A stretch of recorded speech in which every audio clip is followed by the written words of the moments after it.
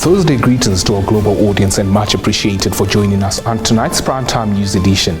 I'm Michael Madimba. We commenced this evening's bulletin in the Kavango East region, where the Electricity Control Board on Tuesday held a meeting with the Rundu Town Council and key stakeholders to discuss the frequent power outages experienced in the town. Our Kavango region's correspondent filed our lead report. Speaking to Nampa on the outcome of the meeting on Wednesday, the Electricity Control Board spokesperson Ferdinand Molale said the meeting went well and the regulator will now engage NORAD and NamPower on some of the information obtained in order to come up with mitigating measures that would minimize and eventually eliminate the power outages. Molale noted there are instances where an outage takes place and they, as the electricity regulator, can prompt the distributor to act on it immediately if made aware by stakeholders. He said during the meeting, some stakeholders drew their attention to how unhappy they are with the service they receive from the distributor, citing administrative inefficiencies, while businesses raised a concern about how the frequent power outages impact them. NORAD distributes electricity to thousands of consumers in the Ohangwena, Omusati, Oshikoto, Kunene, Oshana, Kavango, and Zambezi regions by buying energy from the generator and bulk supplier NamPower and selling it through its network to end users. For Primetime News, I am Sawe Hausiko. With no hope of Air Namibia making a comeback in the skies, Fly Namibia seems to have stretched its wings further as South African-based independent airline Airlink on Wednesday announced that it acquired a 40% stake in Fly Namibia. Yestron Kapanga filed the story.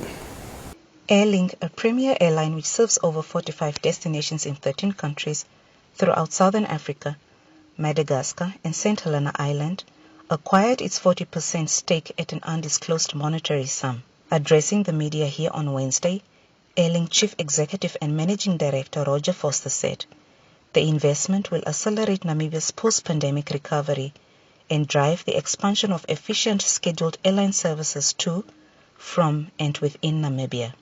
Foster added that the investment will further see Fly Namibia adopting Airlink's International Air Transport Association designator for its ticket sales and scheduled flights while retaining its unique corporate identity, brand, and aircraft livery. Fly Namibia Managing Director Andre Compion said in his remarks that Namibia economy is expanding and has the potential to grow rapidly with new offshore drilling and mining activities which will depend increasingly upon air connectivity to make people and goods between markets. Reporting for Primetime News, I am Sawe Hausiko.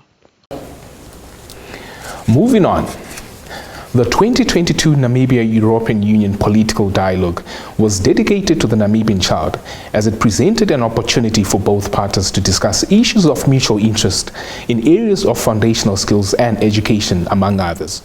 Let's get more from this insight compiled by Linia Dishina. The Namibian government has declared 28 September as the day for the Namibian child after signing the United Nations Convention on the Rights of the Child. Closing the dialogue here Wednesday, Minister of International Relations and Cooperation, Netumo Nandi-Ndaitwah, said other areas presented at the gathering are inclusive green growth, good governance and gender equality, as well as support measures which will be all supported by the EU to a tune of 641 million.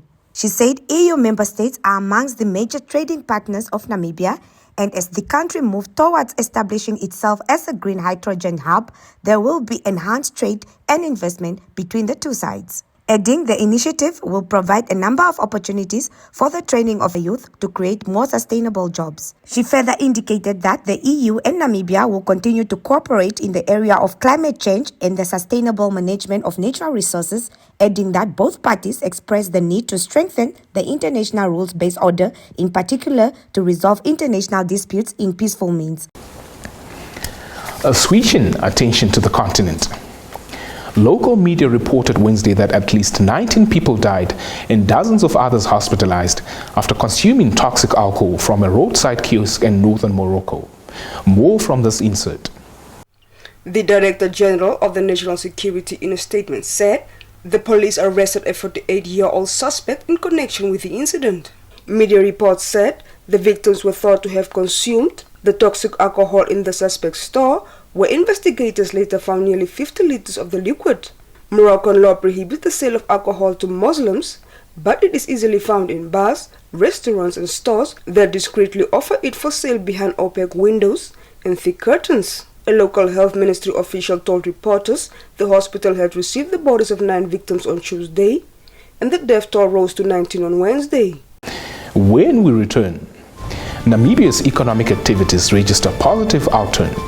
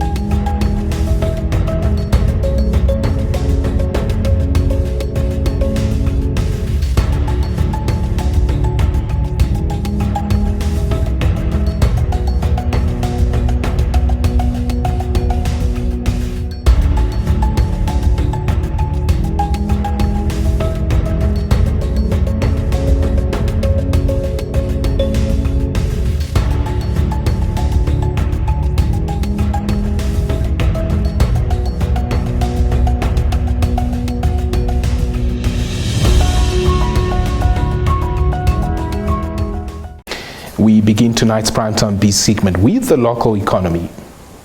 Namibia's economic activities continue to expand, registering a positive growth of 5.6% in the second quarter of 2022 when compared to 5.5% growth recorded in the corresponding quarter of 2021. Maggie Thomas filed the story. If you compare the quarter 2 of 2021 to the quarter 2 of 2022, the economy has grown to 5.6%. It's a good indication because we are coming from the COVID era. And then if you look at the figure value in terms of the quarter 2 of 2021, the GDP expanded by 5.4 billion from 43.2 billion in quarter 2 of 2021 to 48.6 billion in this year's second quarter 2 of 2022. Our next business report emanates from Hong Kong, where authorities earlier today confirmed that the territory will host an international banking summit in early November, days after it lifted mandatory quarantine rules for arrivals that have battered the city's reputation as a business hub. The city has had a difficult 3 years with a sweeping crackdown on political freedoms and the imposition of some of the world's strictest coronavirus pandemic controls, which have kept the city isolated even as competitors reopen. The Hong Kong Monetary Authority said the banking summit on the 2nd of November is expected to draw 200 participants, including the group chairperson or chief executive officers of 30 major financial institutions. Hong Kong Monetary Authority Chief Executive Officer Eddie Yue wrote in a blog post that the event would allow guests to meet their staff and clients in person and establish new relationships now that travel to Hong Kong has become easier. Yue added for most of them, this will only be a short visit and they need to make sure they can meet people, do business and build relationships in the kind of business as usual way they expect from a vibrant international city. That's all the top news we had for you this evening. Stay tuned for the economics roundup and the weather forecast thereafter.